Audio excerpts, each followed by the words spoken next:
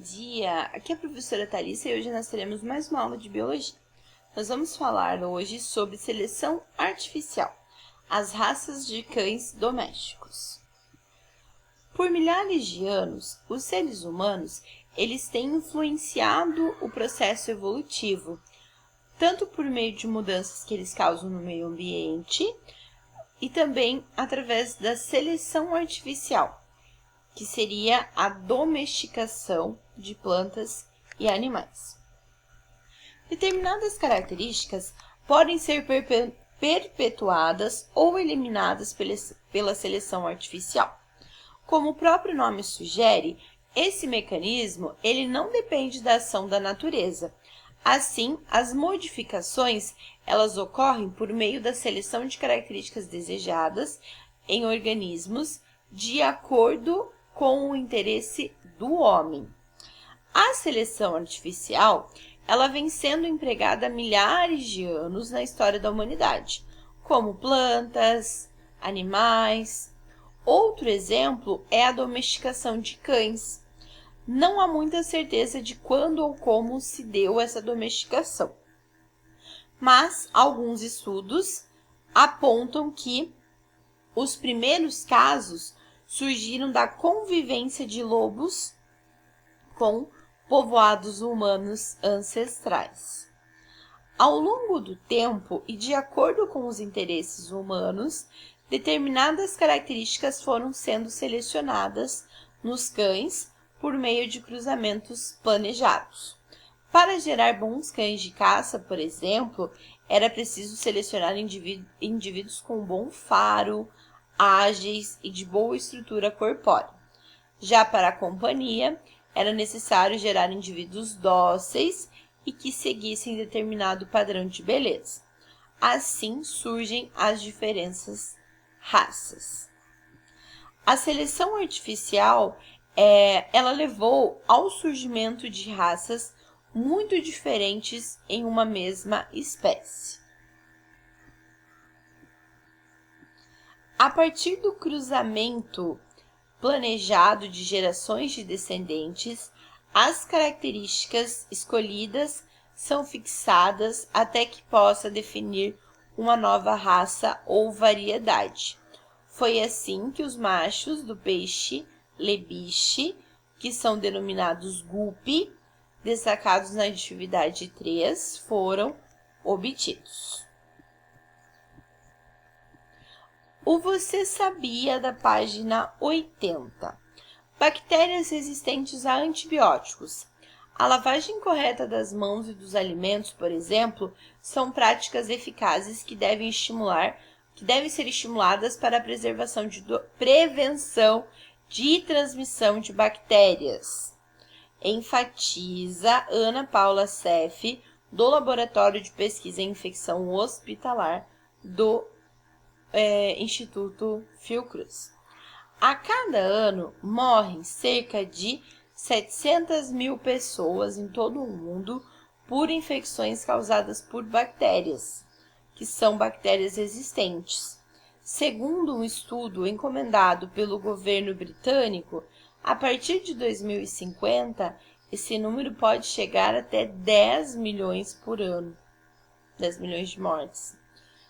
Os trechos do texto acima abordam uma questão cada vez mais importante para a humanidade: a resistência das bactérias a antibióticos. Os antibióticos são os medicamentos usados para matar essas bactérias, sem que danifiquem as células do nosso corpo. Porém, algumas espécies de bactérias podem manifestar resistência ao uso de antibióticos. E essa resistência, ela pode ocorrer quando, no uso do medicamento, não são consideradas a dose e a frequência ideal. Assim, pode provocar a seleção artificial de bactérias, eliminando seus indivíduos mais sensíveis ou sem resistência natural ao antibiótico e abrindo-se espaço na competição por recursos para a proliferação daqueles que são naturalmente mais fortes, mais resistentes. Como bactérias se reproduzem em um certo espaço de tempo muito curto, de geração em geração, Essa característica é então repassada rapidamente aos descendentes, aumentando na população o número de bactérias que são resistentes. Isso acaba tornando o uso de antibiótico ineficaz. Embora a resistência ocorra naturalmente, o uso indiscriminado de antibióticos e o uso deles em animais que consumimos na alimentação, muitas doenças têm surgido, têm se tornado comuns devido a cada vez o uso maior de antibióticos na produção ali, de gado, de porco, bovino, suíno, e isso tudo acaba influenciando também na nossa saúde. E também produtos de limpeza e estéticos podem ser fatores que aceleram esse processo. Então, acabam estando relacionados aí ao surgimento de novas doenças. Isso vai ficar como tarefa que a gente corrige para a próxima aula. Agora a gente vai para o capítulo novo, que é o capítulo 15, que fala sobre especiação. Especiação é um processo onde ocorre a formação de novas espécies. O caso dos bugios na América do Sul. Como é possível encontrar tamanha variedade de seres vivos distribuídos nos mais diversos ambientes do planeta Terra? Será que conseguimos compreender como surgem novas espécies? Neste capítulo, vamos estudar a história evolutiva dos bugios e usá-lo de exemplo para entender como surgem novas espécies, que é um processo conhecido como especiação. O surgimento de novas espécies é a especiação. Também vamos estudar de que modo os cientistas elaboram e testam uma hipótese por meio de estudos científicos. Por fim, conheceremos um segundo caso de especiação, similar ao caso dos bugios, mas em um grupo de aranhas. Então, ali a gente tem em A os macacos bugios, em B